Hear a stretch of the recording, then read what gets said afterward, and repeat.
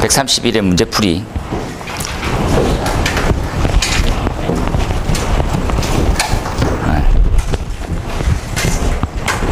문제를 한번 쭉 치러 가신 분도 있고 안 치러 가신 분도 많으니까 문제를 한번 볼까요?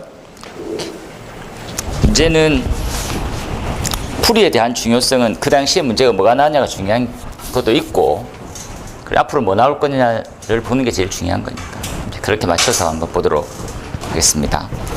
첫 번째 교시별로 보면 1교시 아래쪽에 이렇게 뭐 몇 개씩 나왔습니다. 이렇게 정리를 해놨어요. 전기가 굉장히 약하게 작게 나와가지고 다음 시험 전기 많이 나오겠죠. 기계가 좀 많이 나왔어요. 1번에 이제 로지먼트는 살수장의 대표적인 현상이죠. 로지먼트는 우리가 원형 헤드라고 하는 환형 헤드에 제일 많이 발생됩니다. 그렇죠? 그래서 열로 인해서 안에 막고 있는 물질이 떨어져 나와야 되는데 그게 이제 여러 가지 원인에 의해서 떨어져 나오지 않는 현상을 로지먼트라고 보통 부르거든요. 자료들이라든지 이런 것들에서 답은 충분히 작성해야 되고, 오른쪽 체크는 쓰셨어야 될 거예요, 이런 거죠.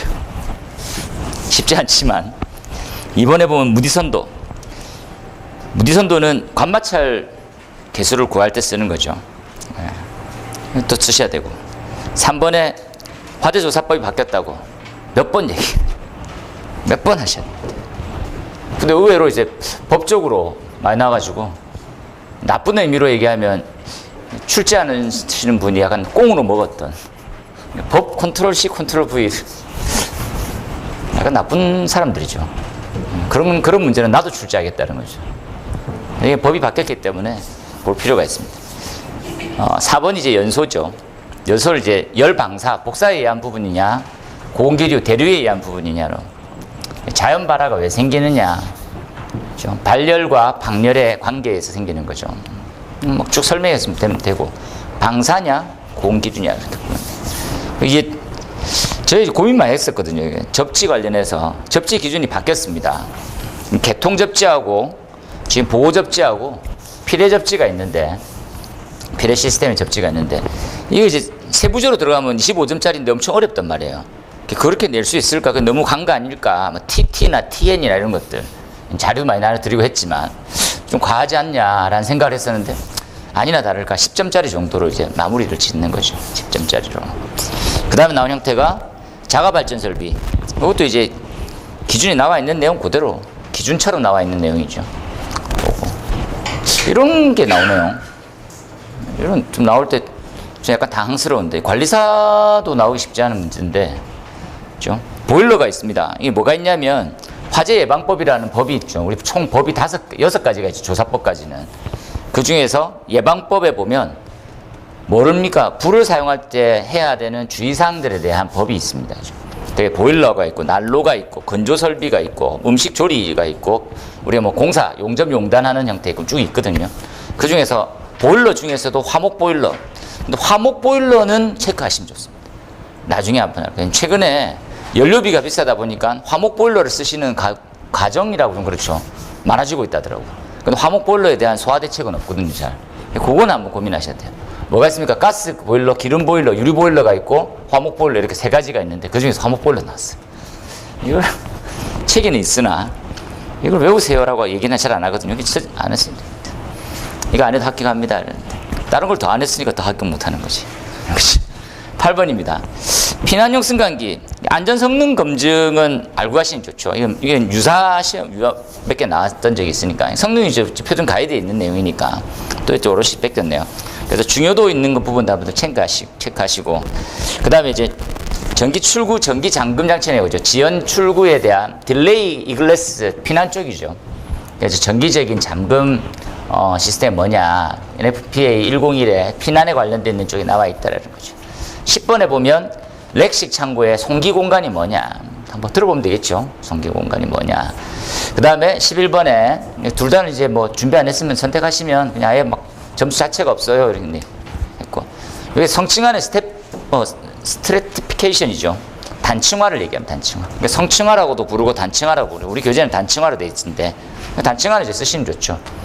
플럼의 상승 속도를 기준점으로 해서 온도가 공기 온도와 같아질 점이 어떻게 된다 이렇게. 그다음에 이건 뭐 구하실 수 있을 텐데 어렵습니다 이게. 어려워서 어려운 게 아니고 안 해봐서는 어려운데 겐또 치면 되는 그런 거죠. 그래서 그거 한번 어떻게 이렇게 푸는구나. 요거 하나 외우고 가셨으면 좋겠습니다라고 말씀을 드렸었을 시기에 베이퍼 딜레이 타임의 공식이죠, 공식. 공식의 영양인자를 찾으면 되거든요. 그것도 한번 보시고. 그래서 1교시는 어려웠죠. 근데 어렵다보다는 어렵다고 느끼는 게 어느 정도입니까? 하면 한 4-5개가 몰라. 그럼 어렵고.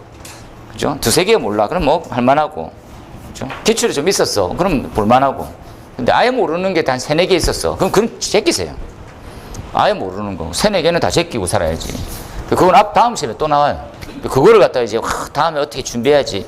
다음에 준비돼야 될 상황이냐 아니냐만 판단하면 되죠. 또 나올 거냐 안 나올 거냐 이렇게. 2교시입니다. 가볍게 한번 봅시다. 얘는 이제 연소편에 들어가져 있는 거죠. 소화는 굉장히 단순한 원리로 되어 있습니다. 소화는 연소의 3요소를 또는 4요소를 하나라도 없애면 소화가 되는 거죠. 그걸 좀 더 유식한 방향으로 말을 해보자는 거지. 뭐가 있었습니까? 라면 간단하게 나중에 풀이할 텐데 연소 3요소가 있고 플러스 알파죠. 연쇄 반응이라고 이제 가산점이라고 보통 엄청 많이 외웁니다.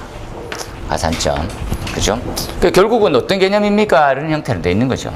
주된 것들은 물리적 작용에 대한 부분들은 가산점 중에 어디를 반영해서 넣으면 되고 화학적 작용이죠. 이게 전체 다 상호 보완 작용에 의해서 소환이 이루어지거든요. 그러한 형태에 대한 설명을 해라. 그러면 잘 구분만 해서 쓰면 점수는 이제 주는 형태고 이러한 문제가 잘 쓰기는 쉽지 않을 수가 있어요. 그런 부분도 좀 고려해서 2번이네요. 역시나 괴롭히는 건 감리네요.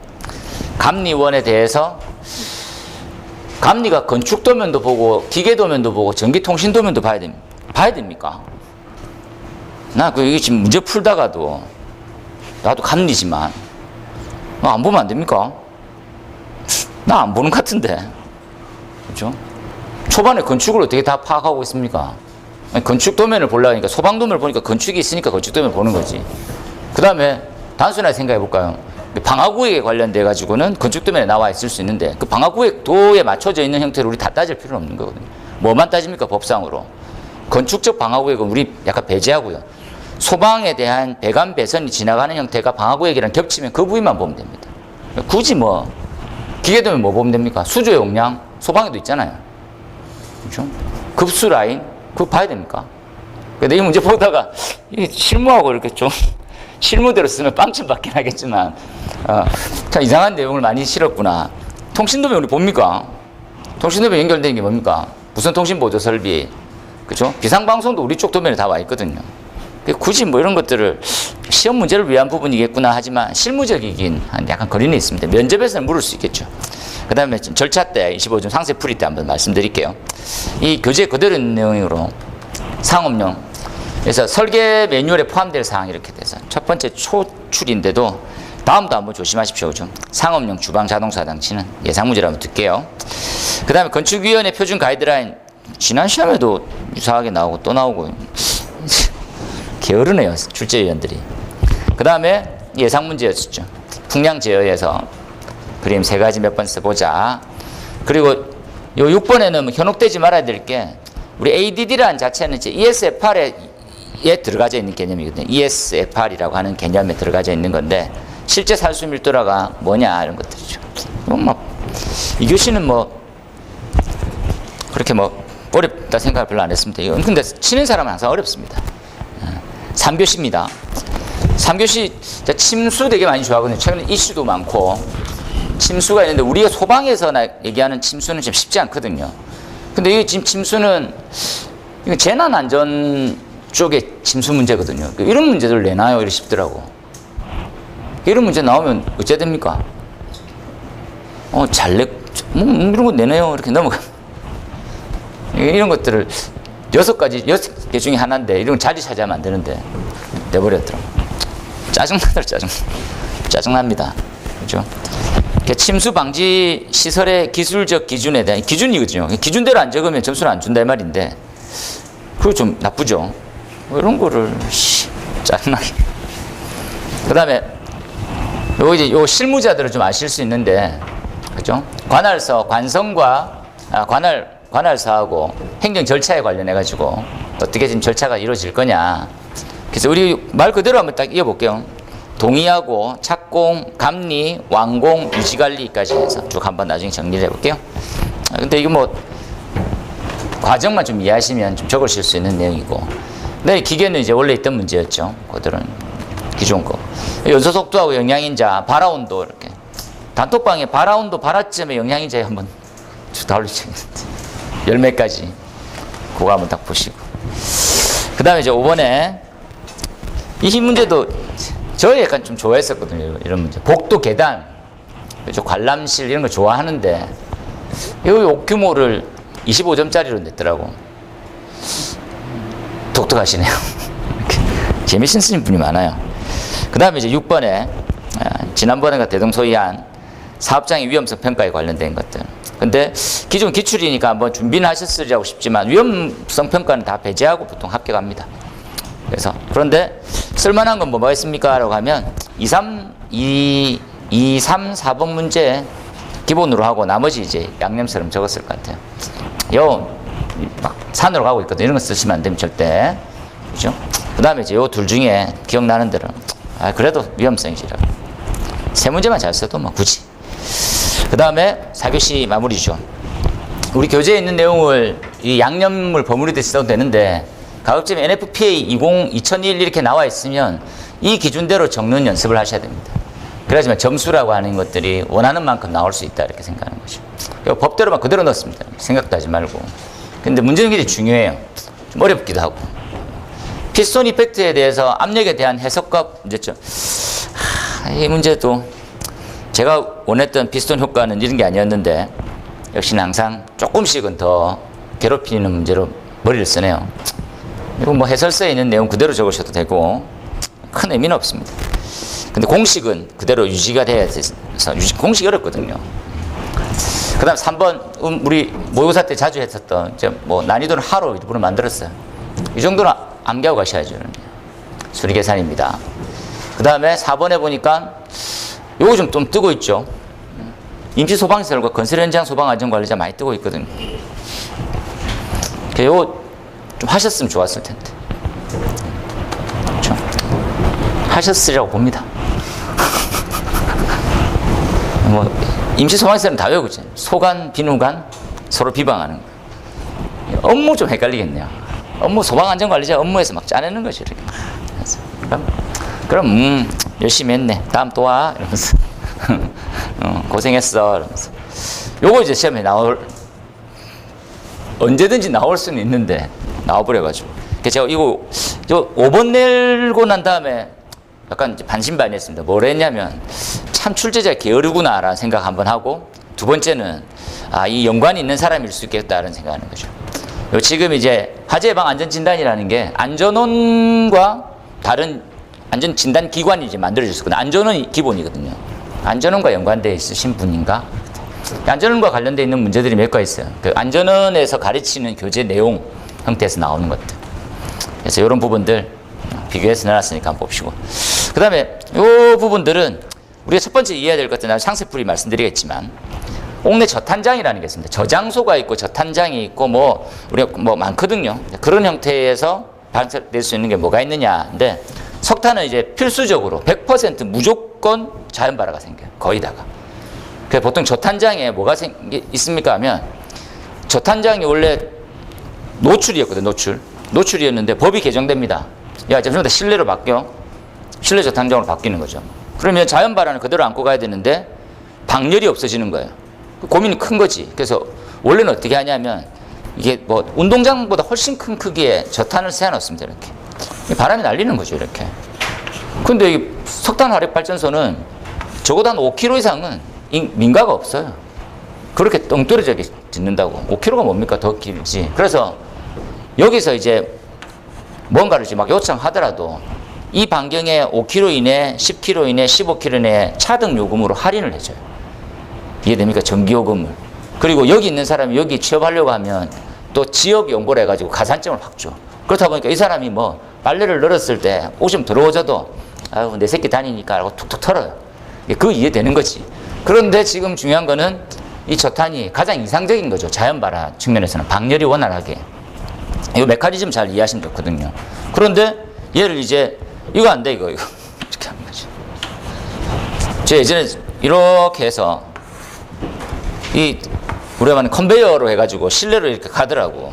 근데 여기 이제 문이 뚫려 있었거든요. 그때 외부평가위원이 이거 다 막으세요, 이렇게. 그 지적질을 했는 거라. 그래서 다음에 가보니까 다 막혀 있더라고. 그게 내가 왜 막았어요? 이랬거든. 그러니까 다른 위원이 막아라 해가지고. 그 막힌 놈이네, 내가 속으로. 이상한 놈인데, 기술사 알죠? 소방기술사라더라고. 왜 막았죠? 그럼 자연발화 생기면 어떻게 하려고요? 이 돌돌 가면서. 아, 저희도 고민이 많아서. 그래서 내부에 또 가스 설비를 또 추가로 넣었으면 되는데. 아, 가스 없잡니까? 내가 속으로. 이렇게 얘기하면서. 그게 안 되는 거죠. 이러한 형태는 솔직히 못 막습니다. 근데 지금 신문에 계속 떠드는 거예요. 실내화, 밀폐화를 시켜라. 그 대책은 없는 거예요. 뭐 혜택을 전혀 없이 이 석탄 화력이 효율 측면이나 전기요금 측면에서 뭐 한 30%의 포지션을 가지고 있지만 대안이 없는 걸 자꾸 못 시키는 거지. 이게 환경오염에 어떻게 된다? 그렇다면 자동차를 안 타고 다니는 게 더 낫지 않을까 하는 생각도 좀 드는 거죠. 이 부분에 대해서 한번 고민을 나중에 한번 해볼까요? 그죠? 이렇게 했습니다. 그 다음에 이제 다음 시험 기준으로 해서 132회부터 해서 방향성은 전기가 좀 약하네요. 전기가 이제 우리가 주기적인 주시가 비슷한데 주기적으로 이렇게 가는데 전기가 약간 좀 약해져서 다음 시험엔 전기 쪽으로 조금 더 건축적으로 좀 더 이런 느낌 들죠. 건축이 좀 더 많이 나올 거고 전기가 좀 더 많이 나올 거구나 이렇게 생각을 다 하는 거죠. 근데 지금 이제 압도적으로 흐름상 이게 너무 좀 심한 게 130회하고 131회는 법에 대한 문제. 이 법은 전기 쪽의 문제입니다라고 하기에는 너무 애매한 거예요. 그냥 법만 외우면 되니까 뭐 이해도 필요 없고 다 그런 거니까. 관련이 있으면 이게 법입니다. 그래서 개정사항도 엄청 많거든요. 그래서 다음 시험에 대해서 자료가 많이 나갈 것 같은데 미리미리 지금 외워주시면 될 것 같아요. 내년 시험 기준으로 보면. 그렇죠? 그리고 왜 합격자가 합격이 될까요? 이런 생각은 이게 학원 탓이고 뭐 탓이고 다 아무 생각 없이 그냥 많이 외우면 합격합니다. 절에 있어 내가 아침 일하면 3배하고 108배하고 합격시켜 주십시오. 그때부터 계속 외워. 과거 시험 붙는 거하고 똑같은 거. 과거 시험 있었을 때 기억납니까? 서당은 어릴 때만 다니고 그 다음부터 뭐 합니까? 와이프는 논 메고 애 등에 업고 천자문 이렇게 시험 치고 이게 다거든요. 그렇게 해야 똑같은 시험이지. 그러니까 많이 써보고 많이 외운 사람만 정리되는 거지. 이해 빈도가 좀 더 줄고 있다는 안타까움이 좀 있네요. 그죠? 버려야 되고 버려야 될 것들은 과목들이 정해지기 시작했죠. 다 버리세요. 제가 이제 마지막 시간에 한 2시간씩 이렇게 방폭은 안 합니까? 이렇게 질문 올 때마다 가슴이 아파요. 내가 왜 합니까? 이런 말을 할 수 없고 아 그렇죠. 좀 더 제가 하겠습니다. 이렇게. 위험물하고 이런 것들은 저는 위험물을 조금 해가지고 합격했던 세대라면 지금 세대는 2개를 잘 안 하더라고요. 저 위평을 이제 아예 안 시키죠. 위평이 한두 문제씩 나올 때도 있는데 그 나오는 게 버리는 문제 중에. 그러니까 기술사가 시험이 선택과 집중인데 제가 정말 부끄러운 게 기술사를 합격하고 나면 위험물을 볼 여가가 있습니까? 없습니까? 주변에 위험물 시설이 있어요? 없어요? 아예 없어요. 아예 전무하거든. 그러니까 위험물 아무것도 모르는 기술사들이 너무 많은 거예요. 이해됩니까? 보통 보면 어떻게 해야 돼요? 야, 합격하고 나면 돼. 합격하고 나면 뭐합니까? 업무하고 위험물 시설 안 불러줘요. 왜 안 불러주냐면 이 초짜를 위험물 시설에 못 부르는 거예요. 이 석탄 화력이라든지 아니면 정유 공장 측에서 이번 합격자입니다. 이러면서 야 연습하러 와야지. 우리 정유 쪽에서 점검하러 와. 아무것도 모르는 거예요. 와 이라고 하거든요. 그런 사람들 못 부르는 거지. 그러니까 하던 사람만 계속 하는 거지.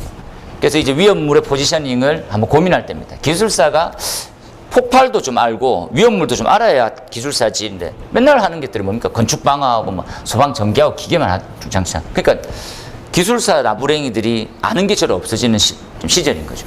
그 가서 또 뭐랍니까? 이게 뭐 현장 가서 배우면 되지 이런 식으로 하는 거예요. 그거는 자꾸 면접에서 엉뚱한 걸 묻는 거예요. 실무적인 걸 계속 물어야 되는데 실무적인 거 안 물어. 그러니까 지 생각하고 묻잖아요. 교수면 자기가 지금 쓴 논문, 최근에 봤던 제품 이런 거 막 묻는 거예요. 그러면 안 돼. 그래서 실무 전문가라고 하면 현장에 맞춰져 있게 좀 해야죠. 그래서 막 왔는데 방법 문제 묻는 거예요. 준비 하나도 안 하고 왔는데. 그러고 막 떨어뜨리긴 하면 괜찮지. 좀 바뀔 때가 되지 않았나 생각이 듭니다. 전체적인 흐름을 좀 이해하시고요. 봅시다. 이거 살짝 끊었다 할까요?